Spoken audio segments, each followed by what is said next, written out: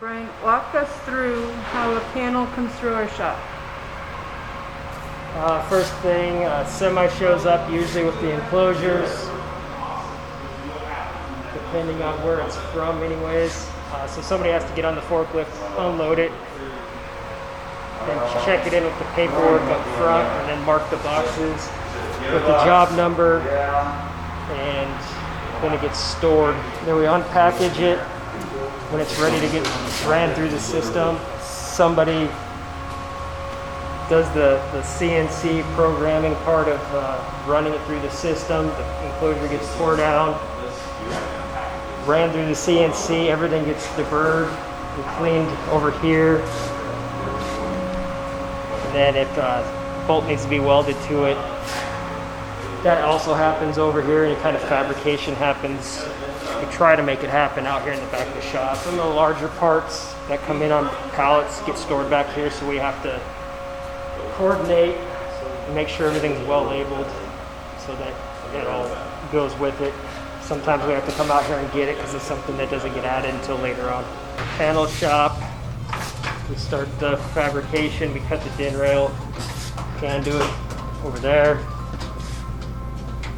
Once that's cut, the project's usually on one of these tables. We can start assembling the panduit din rail, and we'll grab the parts from the parts cart. Right now they're stored over here, but then we wheel the cart over to the job. The panel builder should double check the parts to the other pick, the main document pick list, I guess you could say, to make sure that's what was missed, or you might have one too many of something, and clarify that. That's when the parts on the panel, review kind of the general layout of it. You can kind of start thinking of ways to go about the start of it. You got to come over to here, you got to create the terminal block label. If it's not something that we've already done in the past, then you got to create it for your heat shrinks that currently run on the Wago. You can print those out. You can cut everything, cut them all up, get everything situated to whatever works best for you.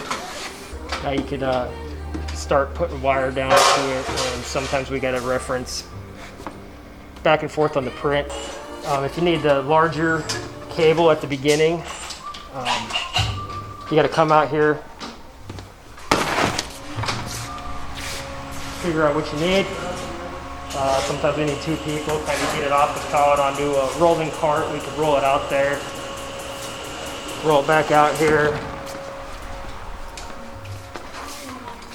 figure out your lengths. If it's something that needs to be hot dipped, we got to try to make sure that we turn it on beforehand, because it takes about a half hour, 45 minutes for it to warm up.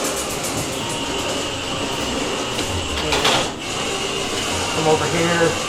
We got some strands of wire. When you strip it, sometimes it likes to balloon out, so we take the wire, we go around it, so you put the flux on it, and then you make sure it's good to go. At that point, then you throw it on the panel.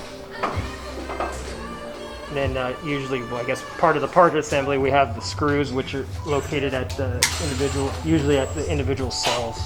On my gray cart, I got them on my cart, so I can just take the whole cart with me, and I don't know if that's right or not, but 1032 to 1/4 inch on there, ready to go. If we need larger screws, we got to come over here.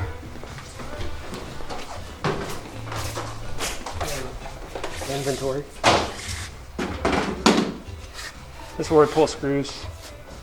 For the rivet gun, to put the panduit to the panel, we have this box that has the tools for that. Once you get all that done, you start wiring. You get all your high voltage in. Sometimes you need to run ferrules. The larger ferrules we usually don't have in stock at our station, so we have to come over to this guy, which you know what you need. Figure out if it's an 8 gauge, you pull the 8 gauge out. You go to town, figure out what you need. Individual tools.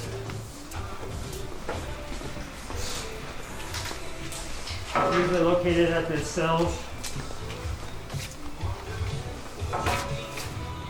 So you gotta walk back and forth to grab whatever tools you need. I try to keep my little cart here with the stuff that I know I use on a regular, and stuff like that. That I keep the random. My labeling, sticky tape. Yeah, my zip ties are usually here with my sticky back, so it's all kind of like centralized, I guess. And my gun's usually here. I think a lot of guys don't really keep the sticky backs with them, so in that case, or if I run out, we end up coming over here to our sticky back area. Okay. And here's your zip ties also, so I refill mine as I need them. They come around here.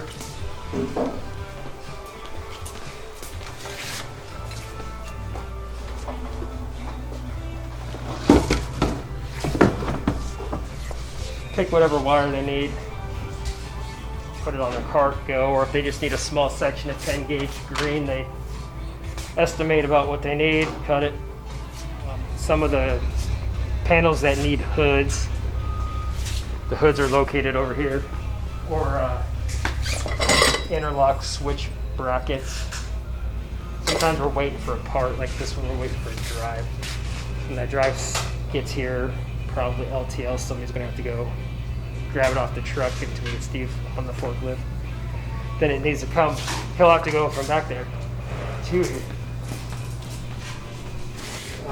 Usually Michelle has a sheet that has like incoming stuff, UPS, whatnot. Okay. She has to double check all that, the receiver, stamp it, date it, do whatever. Make sure that whoever needs it knows it's here. So then that person goes and gets it, or Steve brings it in, whoever's more available at the time. Right now, Randy's drilling out a door handle for the tools. We need a drill bit, carbide hole saw. The drill bits and the drills are in here, but the hole saw is here, so he has to go here.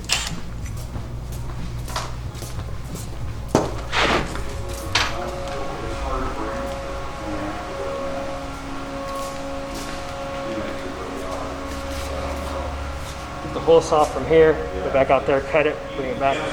A lot of times we do need crimp, smaller crimps, so those are located here.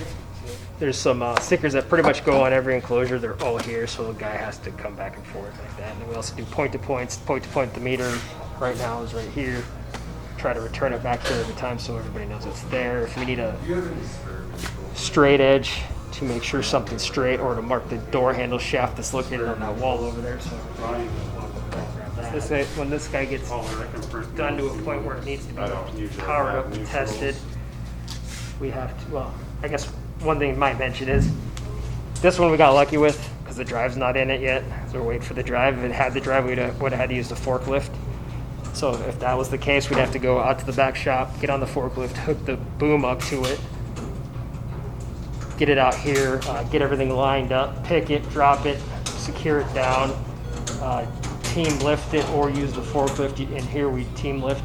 If we know it's something we can't team lift, then we got to take it out there, get it to where we're not going to hit the beams. So usually those panels, sometimes we'll keep them out there and do the finish wiring. A lot of times we do the door kind of finish wiring wise. So if it didn't come in here, we'll bring it in here. If it needs to stay out there, we'll keep it out there to finish it up. When we have to keep it out there, then there's a lot more walking, because if you're missing a heat shrink, you got to come in here and get it. Or if you're missing a tool or you run out of stuff, you got to come in here and get it. So then once it's finished, ready to be powered up, we wheel her back here. Also, door shafts, we got to come right to this guy. Bring it out here, chop it, go in there, mark it, bring it out here, drill it. Go back in there, bolt it down. Bring it out here. You get it hooked up to this test pad. Powered on. Do all your testing. So now these guys are packaging it up. So they'll get it strapped down, and then we'll wrap it with the green wrap, which is that white box right there. And then somebody takes a physical measurement of the pallet, takes it to Sam or Brennan, whoever's available, to get the shipping document ready. put it down and get it ready to go, or wait for somebody to show up. We also take pictures at that time, so then a guy has to walk out there, get the camera, come back out here, take pictures, because if something happens in transit, we can say, well, left here perfectly fine.